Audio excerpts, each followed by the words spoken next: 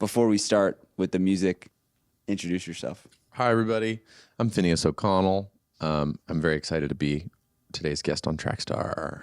So I did Trackstar with you in October of 2024. Mm-hmm. You played Cecilia.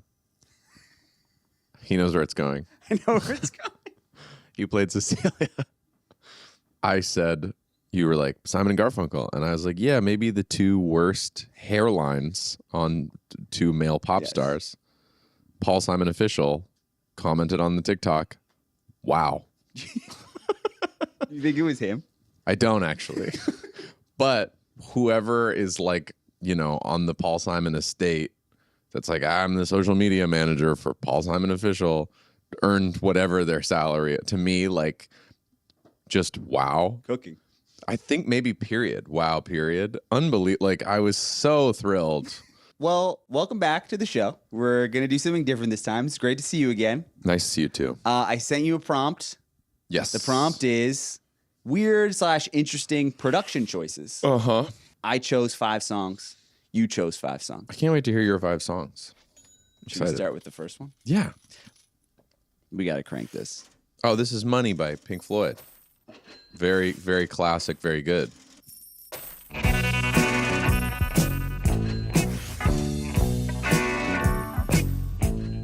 What are you hearing?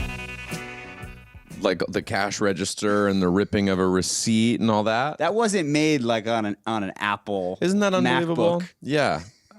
This is like, I mean, you were a film major. Like, Do you think about that? Do you think about like just the idea that they were getting these things? Imagine like putting a subtitle or text on a black image and scanning that before you could, just create digital credit rolls or whatever. It's amazing. We saw a guy outside. We were filming 2 days ago, and this dude had like an editing machine, a Moviola or something like that, like from back in the day. Yeah. How they used to cut with scissors and tape it together to make this magic, and then the effects are they're almost so much more special because the work that went into making that thing happen. Well, and 2 things are true, right? Like one is like it makes it so kind of ridiculous that in this digital world you do an edit and it's like basically perfect, but it isn't quite, and you're like, no, I have to fix it because it's so crazy that you even can. Mm-hmm. And then it also is so unbelievable that like a lot of those old edits are basically perfect. Do you know what I mean? That you're like, damn, even without any of these bumpers on the bowling alley that we have, they were just strike after strike. It's unbelievable.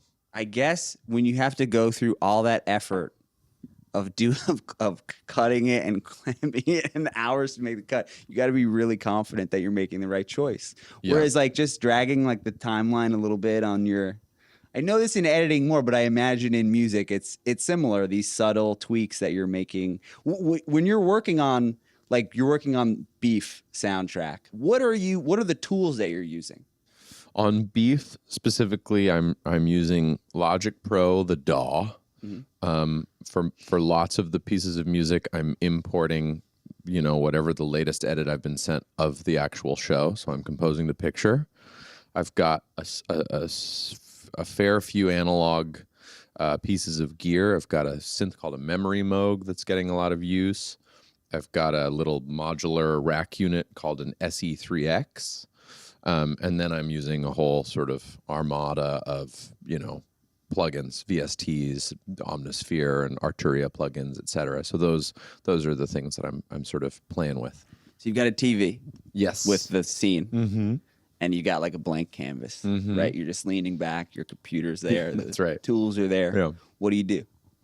Panic. Like straight, like it's so often I'm like, oh my God. I'm like, it really is it's so good for resolve for me because the deadline and the, thing in front of you is like, it is so intimidating, but the only way out is through. And so you just make stuff and you really come up with stuff that like, I mean, there were examples on this season and other things I've scored where you're like, okay, episode 4 deadline in 10 days. And you've got a couple pieces that you're really stoked on and really proud of. And then you got a couple pieces that you're like, damn, I gotta make this whole new piece today. And you turn them all in. And sometimes the stuff that you felt like, I nailed that, they're like, this is a cool piece of music, but it's not serving the scene correctly. And then sometimes something where you might not have even been as confident privately, they're like, no, that's exactly what we were hoping for. So it's really great because it's a collaboration, you know. And I really like being an employee, to be totally honest. Yeah.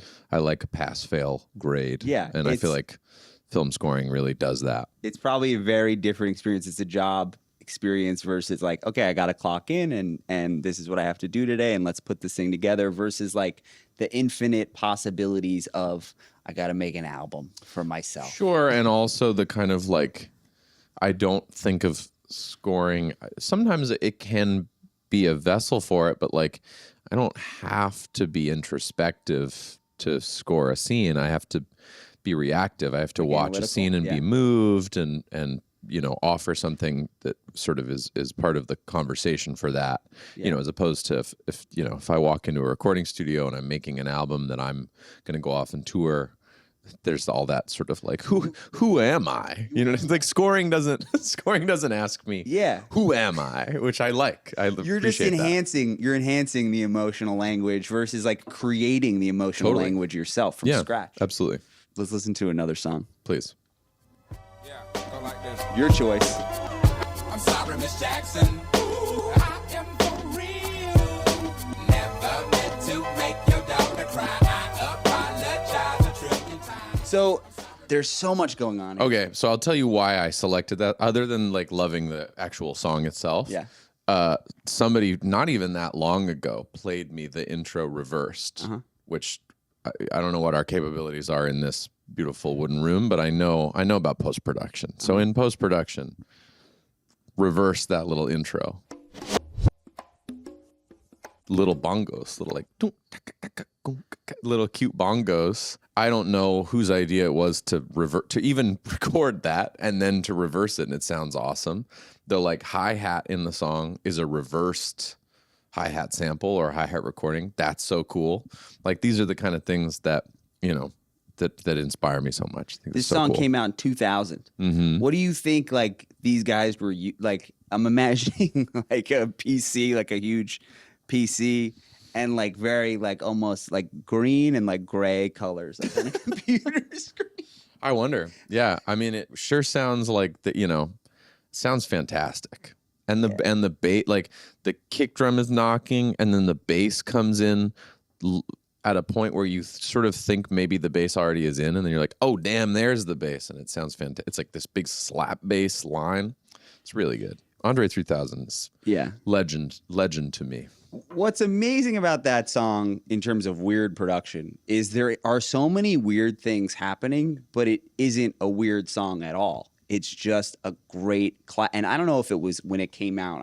I just remember when it came out being like, the song's amazing, not even knowing what they were doing, just being like, this is like one of my favorite songs ever starting now. It's just like cuts straight through. But there are all these, so sometimes like the weird choices, like they kind of become invisible. I love that about a song like this. Like at the end of the day, it doesn't get my rocks off to just hear something that is weird for weirdness sake. Yeah. It's sort of like, it's like a Trojan horse or something. It's like, oh, I love this thing that is very accessible. And, you know, maybe it's a pop song that is widely recognized and loved. And then you're like, yeah, but how weird is that little thing that's hidden in there, you know, which I think Miss Jackson does a really good job of doing. All you want is Nikes, but the real ones, just like you, just like me. Okay. The vocal. Right. The vocal, the chipmunk voice. What's going on? What's with the chipmunk voice? It's so cool. Yeah. And was it, you know, like the mystery to me there is like, is it format shifted or is it recorded in a different key and then put into this key? Like, you know, he does a similar effect or processing on Moon River. And that almost sounds like he's like taken it from another key and put it into this key, and that the instrumentation is like still in the other key or something. It's very sort of dissonant and sick. Chasing after orange.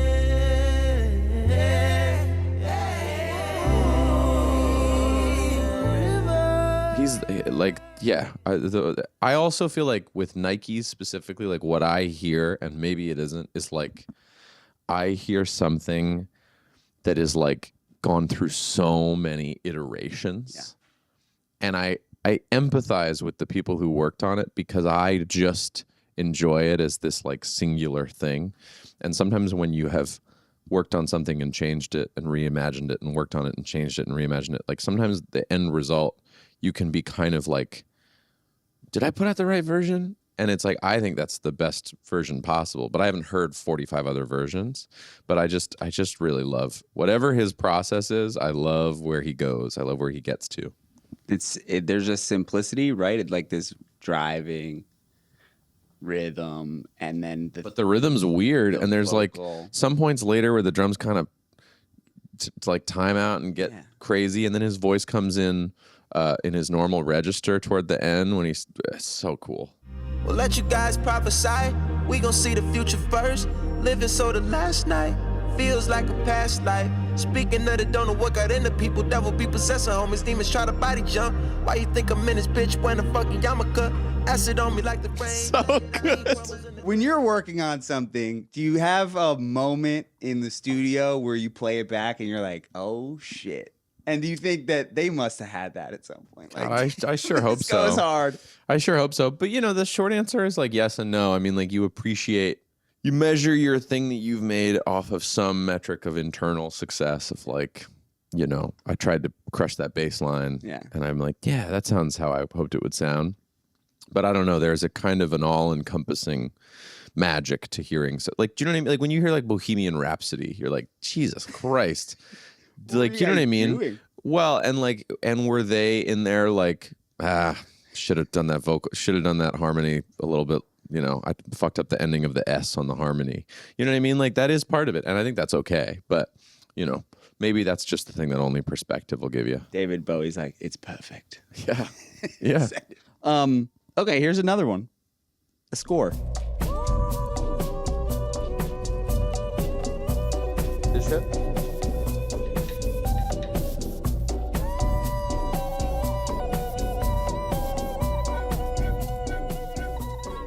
I remember 2021, this show starting to air, and I remember being in New York. It's my first time coming back post-pandemic, and I remember like Claudia has long known Lucas Gage, the actor who plays the young hotel employee in the first season. Mm-hmm.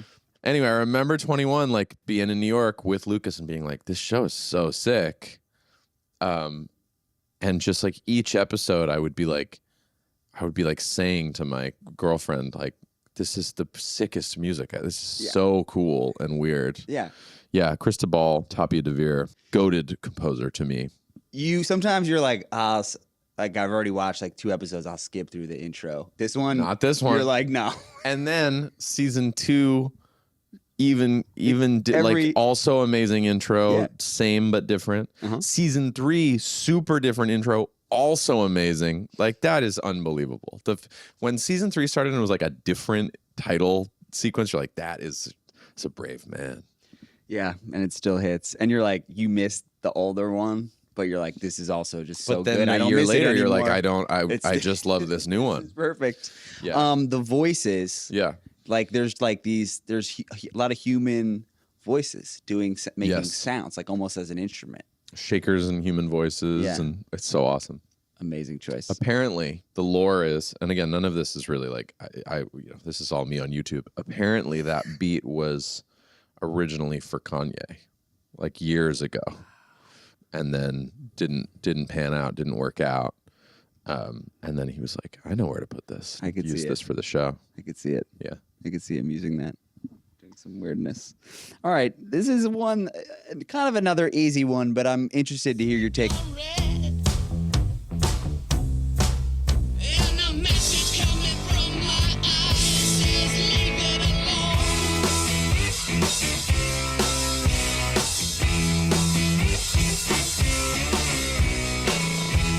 Wow. How many instruments are there? Well, I mean, there's probably ultimately 3 because he did ultimately do some guitar overdubs, but the bass line is his guitar run through the octave pedal, which is such a weird, cool sound. And It's like you hear that, you're like, that's a bass. right? And it's that's it's just a how cool we understand bass, but it's not. pedal on a I think a hollow body guitar, although I could be wrong. But man, it sounds cool, and the drums sound great, Just like and his voice, it's amazing. so it's like again, like the simplicity. Did you play in bands when you were like No. 12? Never? Never. Because that's the first thing That's what every band of 12-year-old, 13-year-olds is trying to do. Yeah. Because the genius is in its simplicity, right? It's a pretty playable riff, and the drum part is nice and simple, but it's so powerful. So you do every kid is like warming up to that song, which is awesome. And that was you. Of course, yeah. When did you start playing? When did you start playing music? I started bullying my friends into playing music with me when I was like 12, 13. And we were At your house? Where'd you guys go? my friends like garage loft. You know how sometimes like there's like the garage and then there's like the little like A-frame thing above it. So we were up in the A-frame with no AC. They had a drum set in there. Dying. So loud too. And I also was very ignorant about like composition, and I thought that every drum part that was played in my band had to be a brand new drum part that no one had ever played before. So I was like, no, we can't use that. That's a drum part already. So I was making him do the craziest. It sounded so bad. More. And then like 3 months in, I was like, oh, like this, I'm insane. Like this is not. I was like the Shags. Your choice. Sure is. Listen to this string part.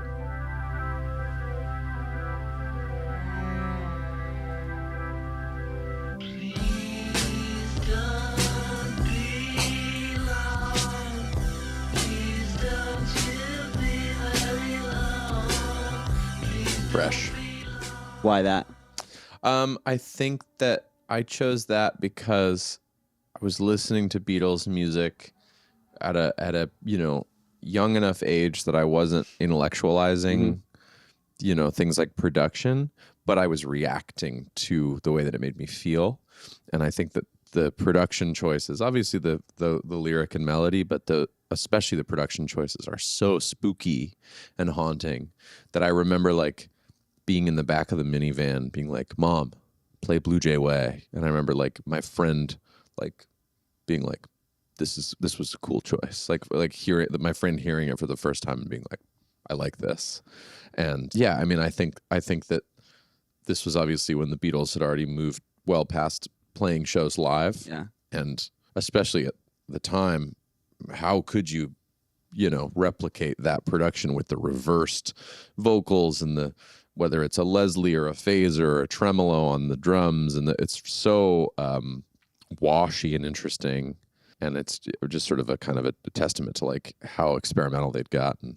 There's a fog over LA. There's a fog upon LA, and my friends have lost their way. Like the idea that George was like sitting around waiting for his friends to show up, like why is everybody late? And also, I don't know, like I've lived in LA my whole life, and everybody's so fucking late to everybody's so late. We had a party the other day and the first guest arrived like an hour and 45 minutes after after the start time. And they arrived and I was like, first guest. And they were like, what? Like you could tell that everyone thought like, you know what I mean? I'll arrive well into the party. Yeah. And so I don't know. I think that I also connect to it as like a Angelino of like, I love the Beatles. The Beatles are so English, and then they're so kind of worldwide. But I appreciate the rare nod to Los Angeles. Sometimes like a piece of music will really lean in, like the music will lean into the lyrical content, and they'll match each other. And other times they'll go in the opposite direction. Yeah. And this one, they're really like leaning into, let's just like paint the picture, which in a way is kind of like cinematic, right? 100%. Yeah, that's a very good example to me of like, the music video for that song writes itself, I think. It was made for a movie too. Totally. There you go. I wish you the best for the rest of your life. Felt sorry for you when I looked in your eyes, but I need to confess, I told you a lie. So the whole song basically just goes like this. It doesn't change at all, right? Changes a lot. You wanted to keep it, like something you found. Changes a What lot. what you got for me, Jack?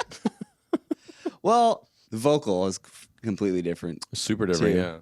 I mean, it's two different songs, 100%. but it is one song also. Yeah, I think that the fact that they're on the same, track is first of all, I've always loved hidden tracks. Yeah. In the digital age, that's the way you would do that. Yeah. Obviously, if this were like, I remember at the beginning of the sort of digital era, they were putting out stuff that was like parenthesis hidden track, which you're like, not so hidden, is it? You know what I mean? But I get it. Like if you're the record label, Yeah. and you're identifying everything with its metadata, you're like, well, I would call this hidden track. So like the way you can achieve a hidden track is to just sneak it into the end of another thing. And it sure is fun live. She really crushes that live.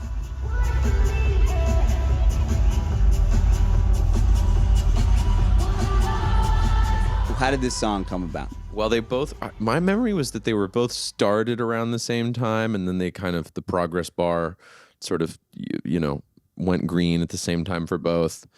The first song was on our, Billie's jazzier side, and we just had a great time writing this very sort of mean song. And then Over Now, which was what probably the Logic project was called, she just came in on a vibe one day and was like, it's got to be this like fast thing, throw the auto-tune on my voice. I was like, sure. And I think singing into auto-tune, for anybody who has not sung into auto-tune, like you could be like a non-singer, you could be very unconfident in your voice. And if you throw some compression and some auto-tune on your voice, like you can have a lot of fun. It's like,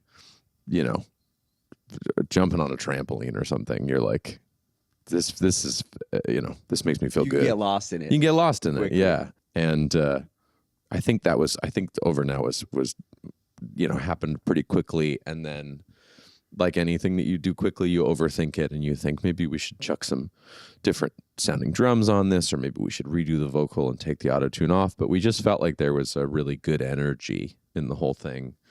And, I found it fun to listen to. She found it fun to record and perform. We were just like, you know what? There it is. Don't overthink it. And let's put them. Let's hide it. It's so fast. And then how do you actually do that Yeah. piece in the middle? Because then you're like, wait, we're gonna put these. That wasn't part of either song, probably, right? That was like, well, in the stitch, which is another kind of easy thing to compare to doing music for a TV show or something, is like the stitching is, there's the thought process that goes into that is really fun. And I remember like the tempo of L'Amour is here and the tempo of Over Now is all the way up here. And so then you're like, okay, how do we get from this tempo to this tempo? And I ultimately was like thinking about it wrong, and I had it going like and speeding up, and it sounded terrible. And then I was like, actually, Over Now is so much faster than this first thing that if I just go like, and I dip it like it was something like 10 beats or 5 beats, then it's halftime. And so then it'll go into the double time thing super easily, just because of how different the tempos are. So that was fun to work on. your choice.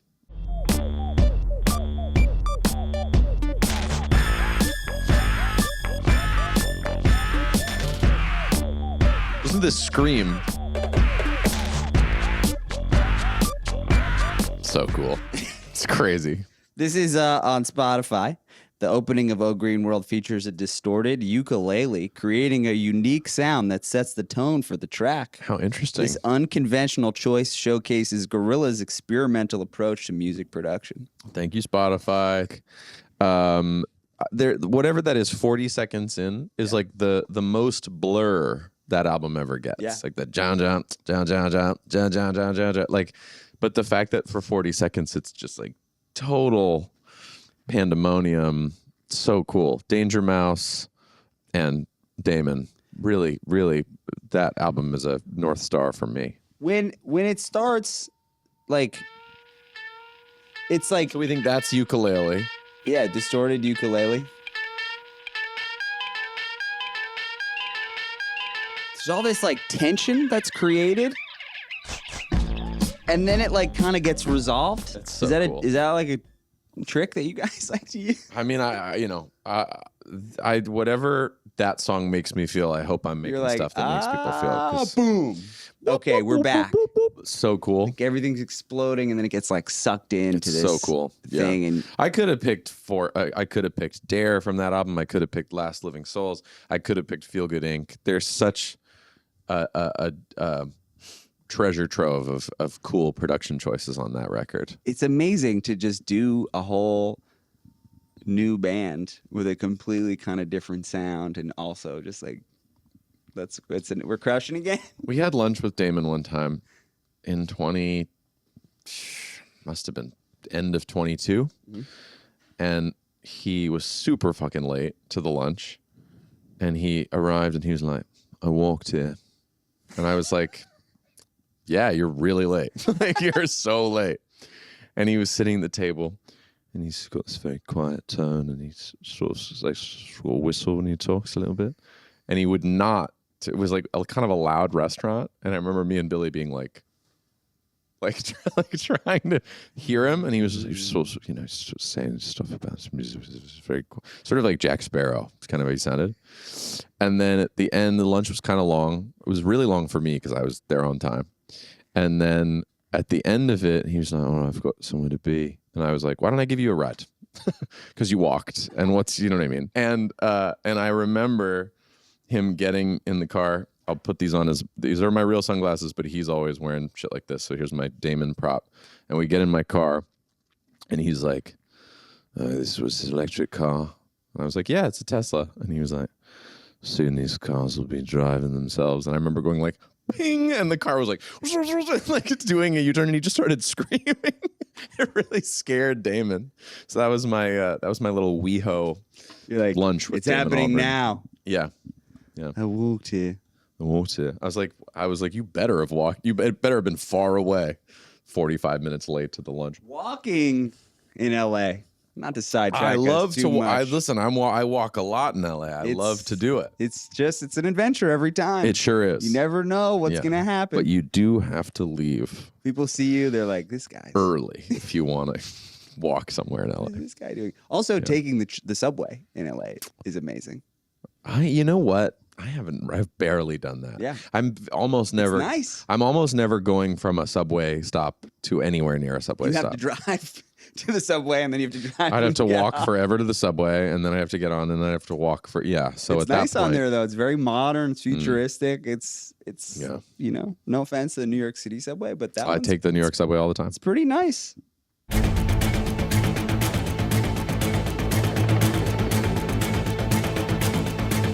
So I picked this one because I remember when I saw this movie being so any Christopher Nolan movie, but Christopher Nolan, Hans Zimmer together, it's just like, please, like, calm down. You're so stressful. You're stressing me out. This is from Business Insider. Which piece is that? Dunkirk. It's I called thought it might be Supermarine. Dunkirk, yeah. To heighten the tension in Supermarine, Hans heighten the Zimmer tension. employed a musical illusion called the shepherd tone. This technique creates the perception of a continuously ascending pitch. So it's not actually a continuously ascending pitch, but it just feels like that. There he goes again. He also sampled the ticking of Christopher Nolan's pocket watch. Pretty cool. You ever met Christopher Nolan? You know what? I haven't met Christopher Nolan. I think Billie met him when we were getting to go to the award shows with the Barbie song. Chris was winning everything for Oppenheimer, and so we got to be around his crew a lot, which was really fun. I got to meet Cillian through that process, who because of Christopher Nolan's, movies from years ago, I became a early fan of. So that was cool. So that feels like, it feels like I met Chris's nephew or son Legend. or something like that. The nicest guy. Cillian. Nicest guy ever. Huge music fan. Played in bands. Huge music fan. Loves Zappa. Love Zappa. Yeah. He's awesome. And I love Chris's work, and Chris, not that I had much interesting to say to Cillian either, but like Chris is in that category of like, I don't have anything interesting to say to him. You know what I mean? I'd just be like, movies are dope. Yeah, well done. Which is always fine. I'm always, if I were in an elevator, I'd say it. But you know what I mean? To be in a big crowded room and be like, I need to find Christopher Nolan. To just be like, I love your movies. What about Hans Zimmer? Hans, I've spent some time with. Hans is amazing. Hans helped us a lot with the whole process of No Time to Die and scored that whole film. And so that was when we got to know Hans. I've told this before, but I'll tell it again because it's funny every time to me. The way that Hans gets in touch with you is you get a text from Hans that says, hello, this is Hans. Call me. You call the number. It doesn't pick up. An unknown number calls you. He's not the president. First of all, he has a number that he's happy to text you on. And you're like, he says, call me. And you go, okay, cool. Calling, doesn't pick up. Unknown number. What is that? That's so interesting. Yeah. I'm picturing like a server board in like an old CIA office or something where he's like, clunk, clunk, and like patching it in. Hans is amazing. I didn't get to ask him about the Dunkirk score, but we did ask him about the Dark Knight score because that's a similarly intense, stressful score. And there's a specific piece that I think maybe is called like the Joker theme or something, but it's the piece that plays during almost every Heath Ledger scene. And it's this violin tone that to similar effect is going like and sort of rising a little bit.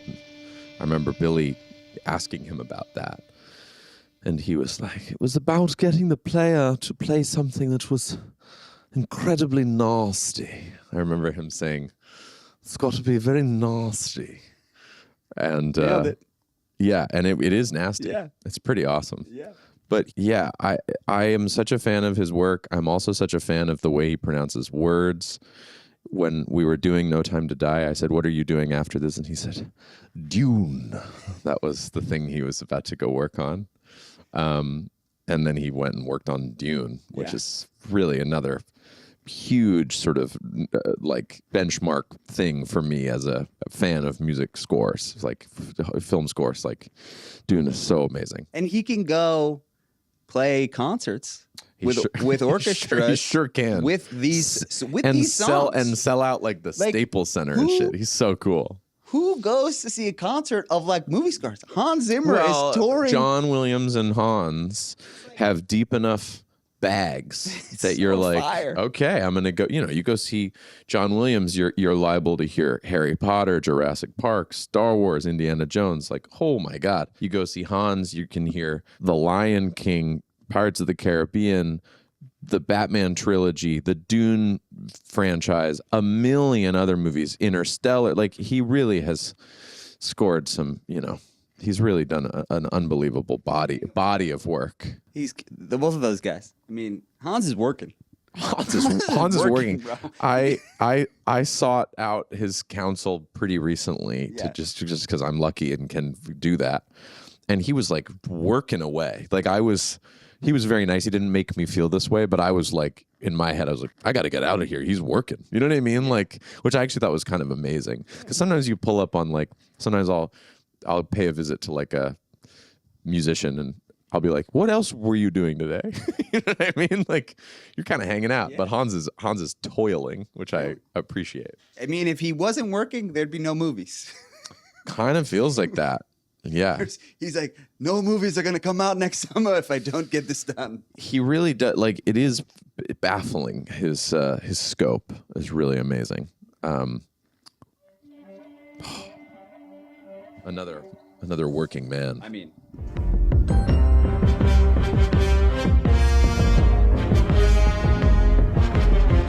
so when you're in like second grade or something, they hand you a recorder.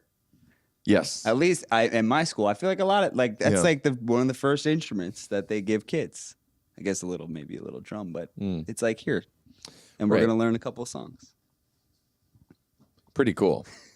I mean, the thing that is doing that I think that Hans did such a good job of on the Dune series as well, and I think that John Williams did a perfect job of on like Harry Potter, is like making music that feels really like it is of the parallel universe of that story, you know? Like the Dune music feels like it's from that desert planet. And this piece of music really feels like it's from it's a space western. It's from the Star Wars universe. And so I think that that's, you know, one of the things that Ludwig is so great at, is that, again, that feels like vaguely familiar because it is like I think it's like a baritone recorder or something, but it doesn't, you know what I mean? It feels like the kind of music an alien would play. Yeah. Which I love. The power of these great scores is you don't even have to watch the movie. You can just hear this and you can be transported into that world, which is a pretty special. I mean, that's what the cantina from the Star Wars movies where they're all playing weird instruments.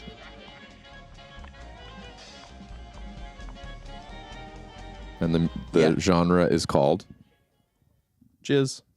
That's what they called it. George Lucas. You dirty dog, George. That's what they called it. You dirty dog. Jazz music.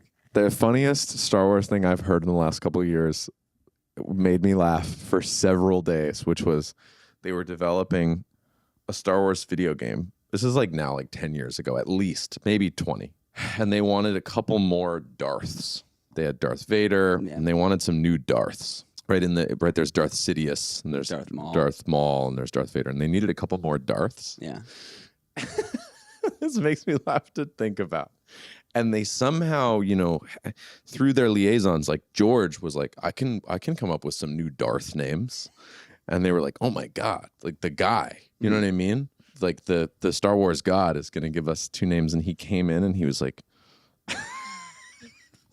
he goes, all right, I've got two new Darth names. He goes, Darth Icky. And then he goes, Darth Insanius.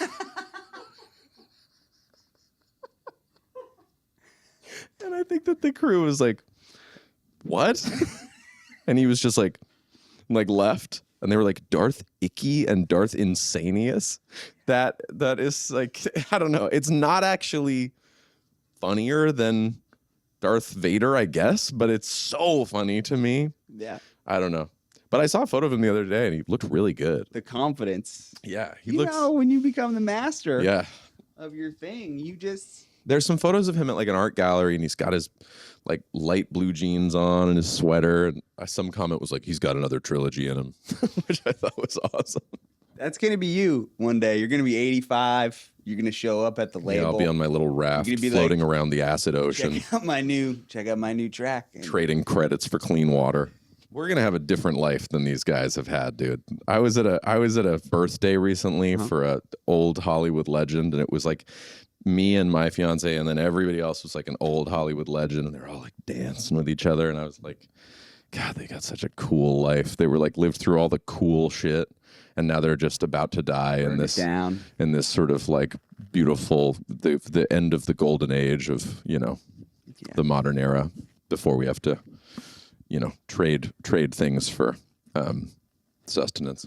We were just talking last night about this idea for a video that we're thinking about making called Our Boomers the Worst. That they just like come, buy a bunch of houses, burn shit down, and then peace, and leave it with you. I mean, no offense. Yeah, well, and again, it's like I guess I broadly understand why it all happened, right? What were they supposed to do? Resist all total temptation in that direction? I don't know. I get it. They were the flower power peeps. Yeah, You know? yeah, they tried. They tried, and then Wall Street came knocking. Where are we going? Yeah, exactly.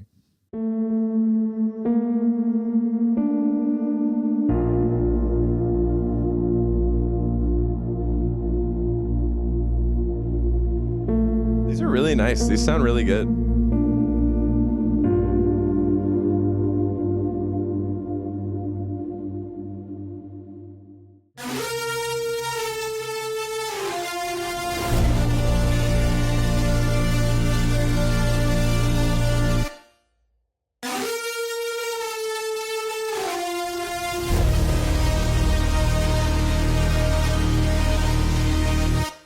Crazy piece. Look at Haley. She shook. Thanks so much. So back to the beginning of the conversation. You're sitting in your studio. You have a screen up there. You have a day. You're like, let's. Yeah, so I was already sort of, privately attached to Beef. I had the job unless I turned in bad stuff. Yeah. I've learned that anything can happen and anything can change, and so I didn't announce that I was doing the music for Beef until it was like totally done.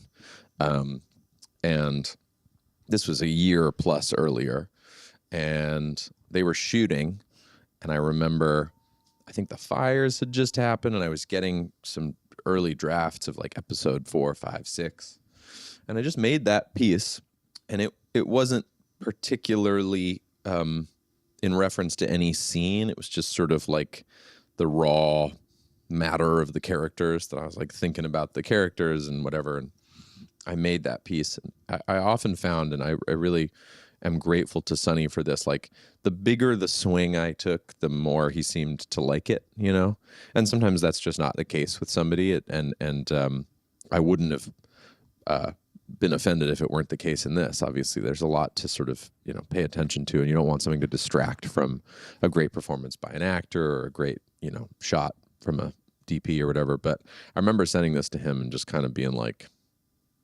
and he really responded to it and really felt like he knew where it could fit in the show. And then when I got like the script for episode 8, it was included in the script, and that was just like a really thrilling sort of like, that was a first for me in my career.